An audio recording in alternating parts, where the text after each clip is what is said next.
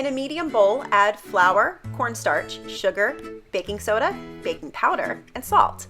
Then whisk it all together to combine.